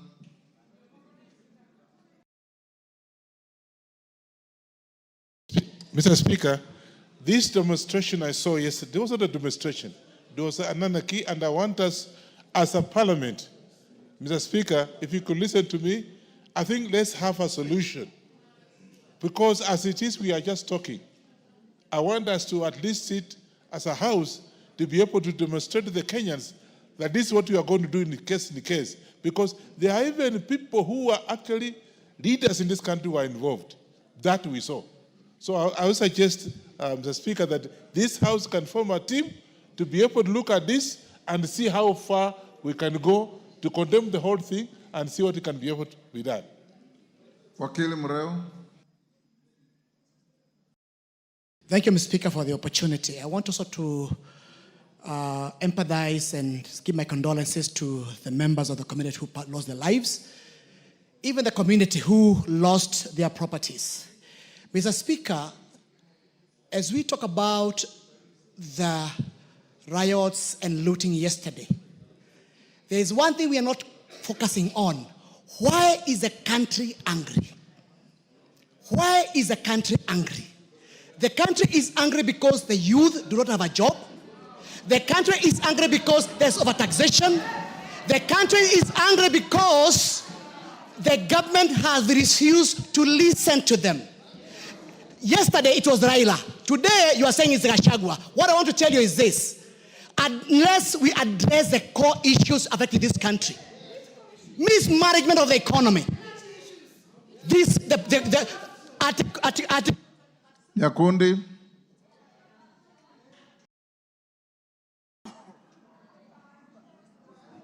Give Nyakundi.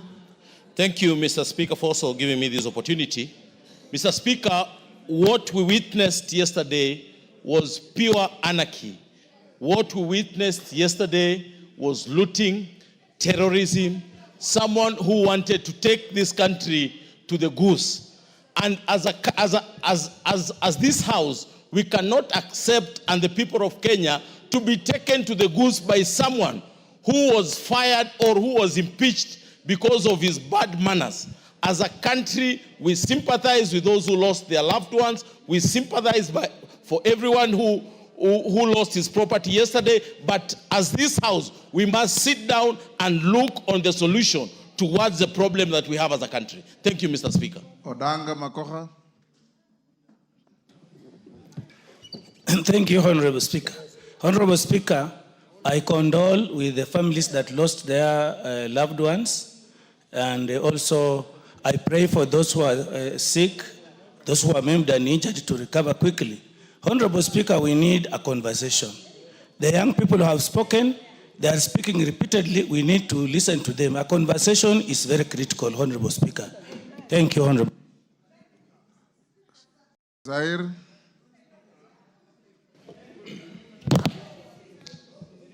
Can somebody look for Junet? It's time we... Thank you, Honorable Speaker. I'd like to express my condolence to the family of the ones who passed away.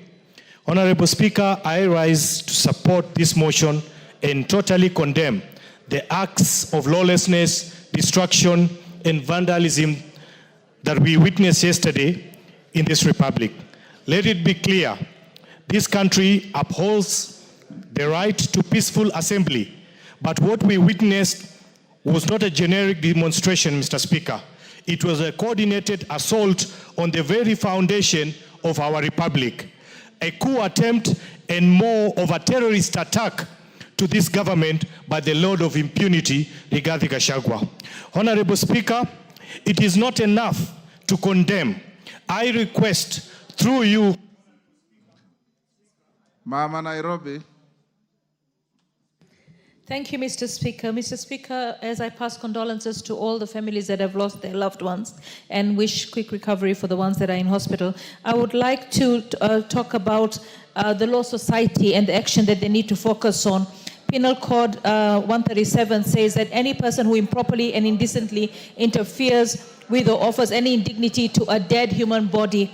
And then there is also the Computer Misuse and Cyber Crimes Act, unauthorized publication of intimate and offensive images, even if true. Honorable Speaker, we're seeing a tendency of videos of the dead being taken and shared online, not caring about whether the parents of that dead person know or whether the parents of that dead person or the family members would want to see the bodies of their dead being displayed on social media. I feel that this is a breach of the law, and we should respect the dead, and we should, even if we take the videos, we should share them directly with the family, but not online to get.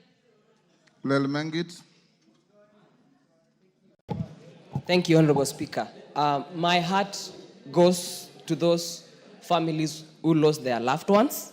And also, Honorable Speaker, I would like to condemn what happened yesterday. Honorable Speaker, those are not Gen Zs, and we are using this term Gen Zs wrongly. Those who are organized political or criminal gangs, Honorable Speaker. These are bitter people, these are vengeful people, these are desperate people who see death and blood as Christmas celebrations. Honorable Speaker, this has to be out in public, Honorable Speaker, that these are people who are bitter and who are angry for power, Honorable Speaker, who are organizing these demonstrations and destroying property and lives of people, Honorable Speaker. I want to urge and also condemn the police out there that you exercise powers according to the constitution of this country, and I want to condemn you for the restraint that you had yesterday, and I pray that... Condemn or comment? Yes, Kajwang TJ. Mr. Speaker, you need a state to enjoy your rights. Listen, everybody. You need a unified state to enjoy those rights. You need a stable country to enjoy those rights. Those rights you cannot enjoy if we are in a turmoil in a military state. The way we are going into Kenya, we are going into a military state. We are. Those people who cannot face the ballot and cannot get power through the ballot are taking us straight to the military dictatorship. And I can tell you, the shortest period of time a country has got out of military dictatorship is 15 years, 20 years actually. In fact, you will need the whole generation to wipe out the whole generation.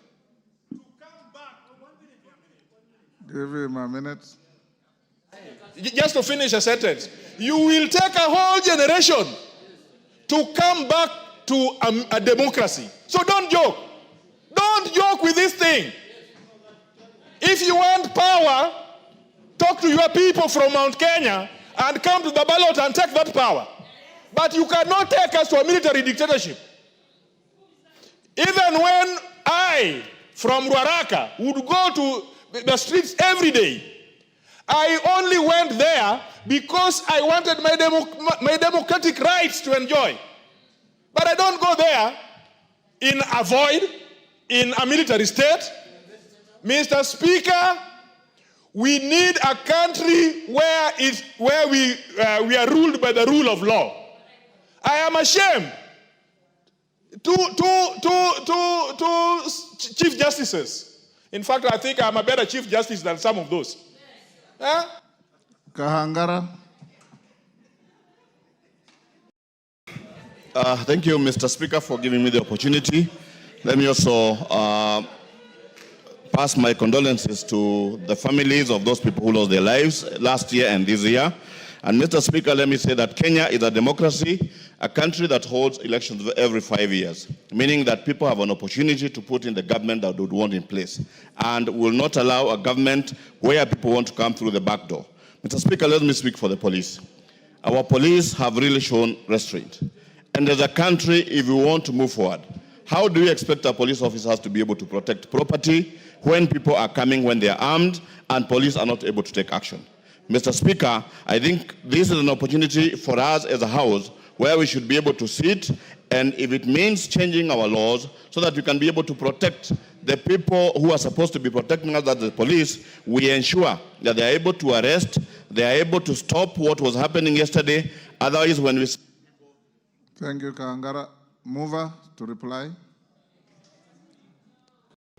We gave 1.5 hours. We have exceeded by 5 minutes. Oh? Are you allowed to donate? You have 5 minutes to reply. No, you can donate. 10, Mr. Speaker, I have 10. You have 10 minutes. Yes.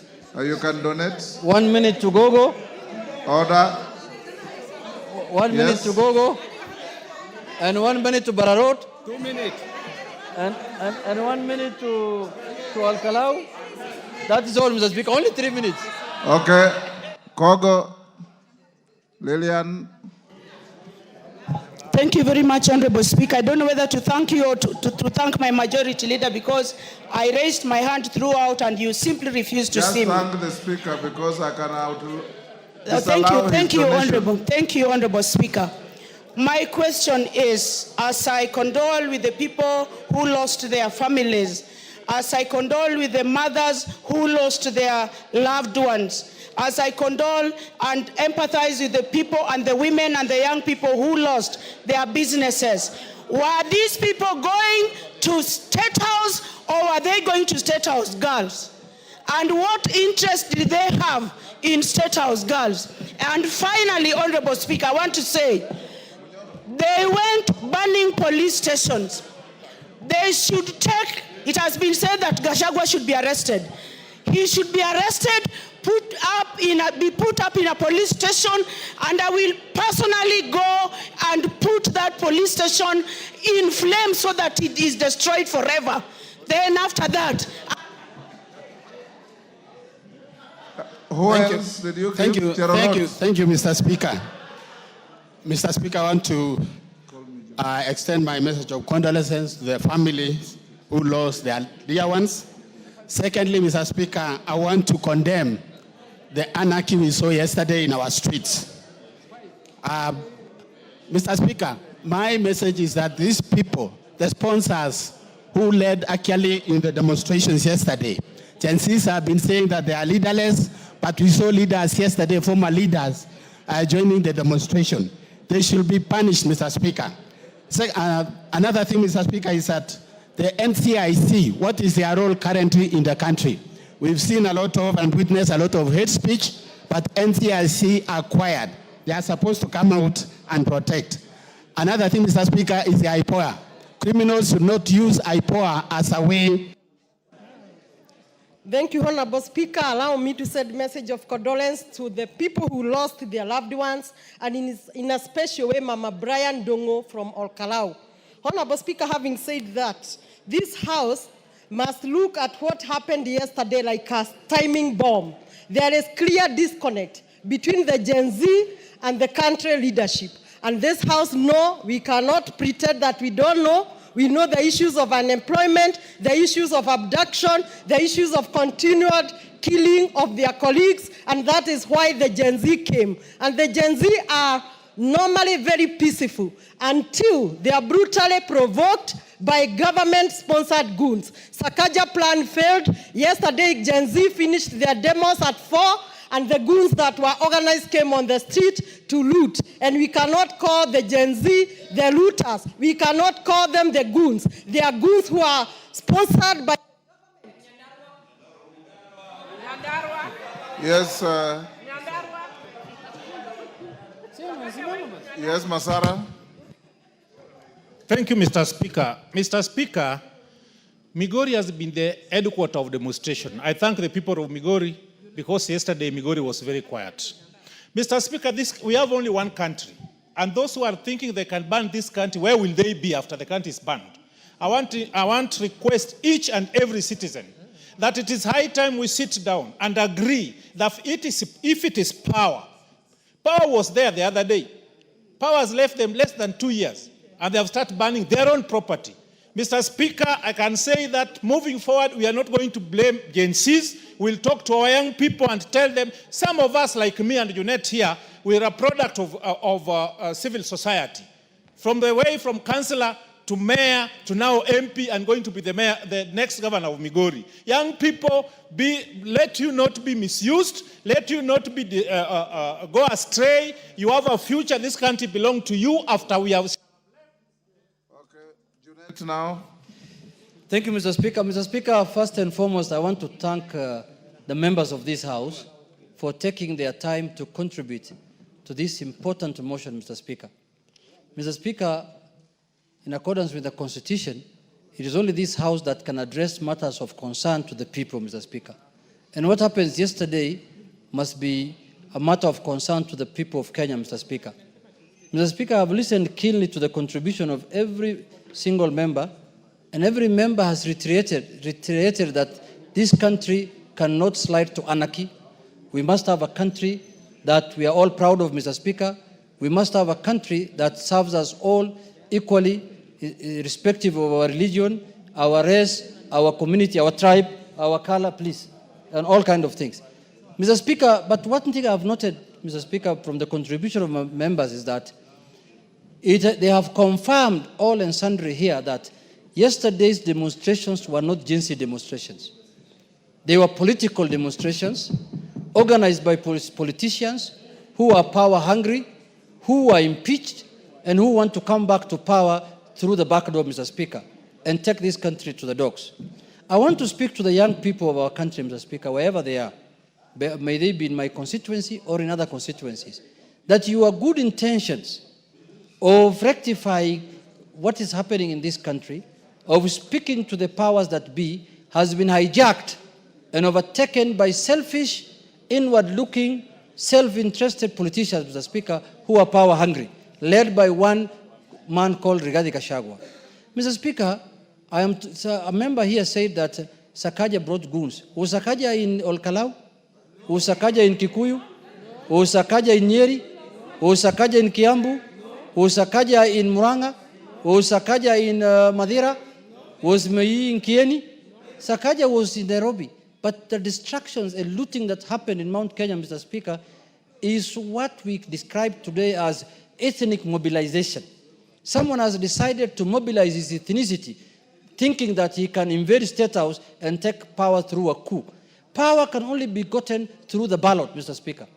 You have to go and campaign, talk to the people, sell your policies, tell people what your manifesto is, and they will elect you, and then you can rule the country, Mr. Speaker. Any other shortcut to power, nobody will entertain it. No country, no country will allow that, and no citizen will allow that. Mr. Speaker, our country is a very beautiful country. The constitution that we enjoy in this country, Mr. Speaker, very little countries have, including developed countries in Western world, Mr. Speaker. The kind of constitution we have, the Bill of Rights, the kind of constitution we enjoy, no African country enjoys, Mr. Speaker. But there are people who are hell-bent to mutilate and discard that constitution, Mr. Speaker, for their own selfish. One of the things I've heard this afternoon, Mr. Speaker, that has shocked me, really, and sent shivers in my spine, Mr. Speaker, is when the leader of majority stood in his place in the House, Mr. Speaker, and said that their home was invaded for the sole purposes of killing his father, who is 105 years, and his mother, who is 85 years, Mr. Speaker, what have the parents of the majority leader got to do with the politics of this country? A man who has done everything he could do in this world. Mr. Speaker, he has even informed me privately here that one man had to be shot so that the thugs can run away, Mr. Speaker. And they have confirmed, I can say this on the floor of this House, that those thugs were organized and supervised by one man called Rigathi Gachagua, Mr. Speaker. What kind of inhumanity can that be, Mr. Speaker, that you want to attack the parents of a politician because you don't like that politician? You want to kill the parents of that politician. If that man can now think of killing the parents of the majority leader, Mr. Speaker, what do you think that man is going to do in 2027, Mr. Speaker? No wonder he said that 2027 will be a Christmas party. 2007 will be a Christmas party, Mr. Speaker. The member of parliament from Odaya has just told me now, Mr. Speaker, that he has lost one of his constituents yesterday. He has lost a constituent. The member for Odaya, Mr. Speaker, here, a very close campaigner of his, Mr. Speaker. Mr. Speaker, why are we allowing this anarchy to perpetuate in this country? And now they are using the name of Gen Zs to cause anarchy, to cause mayhem, to maim women, to kill people, and to... Mr. Speaker, I asked when I was moving the motion, if you want to demonstrate nationally, you can demonstrate in every part of the country where you are. You don't have to transport people from Kiambu, from Muranga, from Nyeri, from Laikipia, and bring them to Nairobi so that you demonstrate. What happens if the member for parliament for Narok East, yes, decides to bring his people, the Maasais from Narok to Nairobi, and then Emilio Odhiambo decides to bring Sobas from Soba, and then Wanyonyi brings people from Trans Nzoia, and everyone meets here in Nairobi. What kind of country are we going to have? So, Mr. Speaker, these are people, now I see them now walking around in the wards of Kenyatta Hospital today, saying that they are visiting young people that they brought to the streets so that they can be injured, they can be killed for no reason, Mr. Speaker. The young people of this country have good intentions, we know. They want our country to be safe.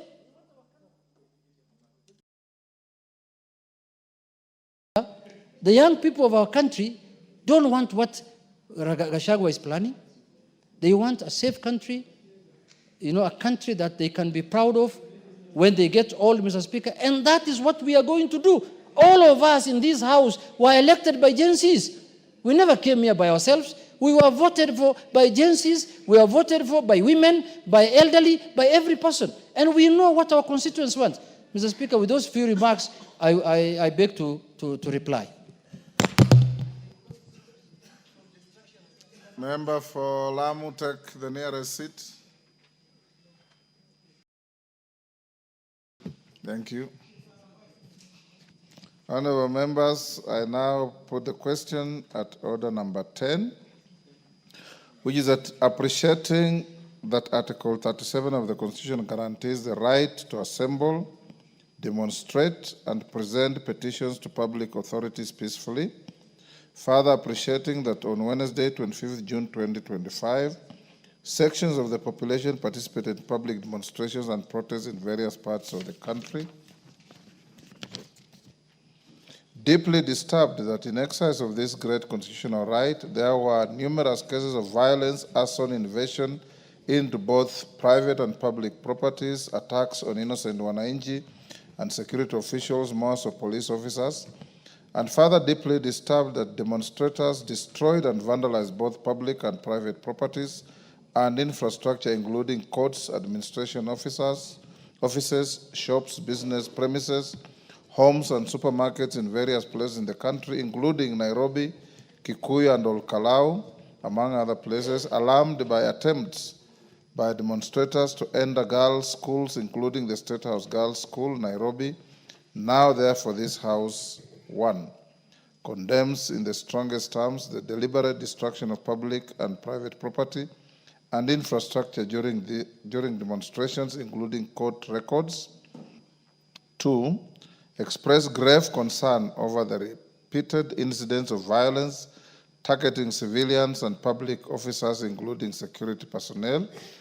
3, affirms and acknowledges the right of every citizen to demonstrate, protest, and express dissent, while emphasizing the need to protect livelihoods, and property. And 4, calls upon the Inspector General of Police and the Directorate of Criminal Investigations to immediately and expeditiously investigate the acts of lawlessness and bring to justice those found culpable, including current and former politicians who are involved in the planning, mobilization, financing, and incitement of mobs, goons, and criminals. As members of that opinion say aye. Those of the contrary opinion say nay. The ayes have it. Honorable members, as we go to the next order, I want to thank you for exhibiting maturity, decorum, and decency in debating a rather emotive issue. The events of yesterday should alarm all of you and all of us Kenyans that we need to speak to each other and make our country safe. This morning, the leadership of this House joined yours truly to meet a delegation from Nigeria, led by the majority leader of their parliament. They have come to Kenya to learn from us on how we engineered our new constitution. They have come to learn from us on how we are nurturing our democracy. What we saw yesterday is an antithesis of democracy.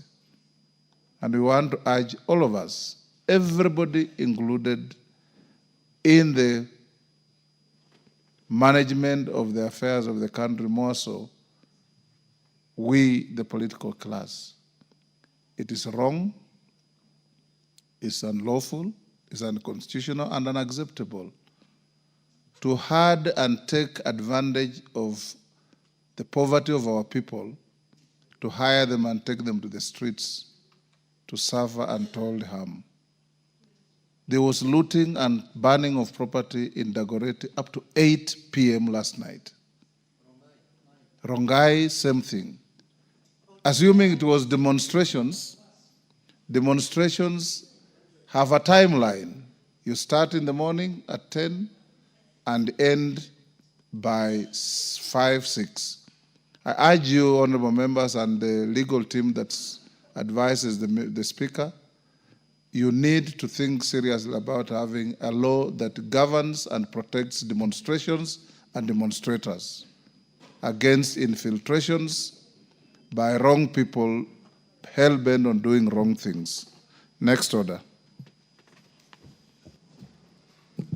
Order number 7, questions and statements. We'll go back to receiving responses to statements. A response to Charles Ngusia. Is Charles Ngusia in the House? Yes. The Chair, Blue Economy, Water and Irrigation, is he in the House? He is not. Ngusia will push your response to Tuesday. Response to Mother Wangari by Finance and Planning. Both Mother and Finance are not here next Tuesday. Labor to Cynthia Muge. Yes, Major Deco, you have a response? Then response to Daniel Nanok from Regional Development. Is the Chair Regional Development here? Lochakapong, are you ready? Go ahead.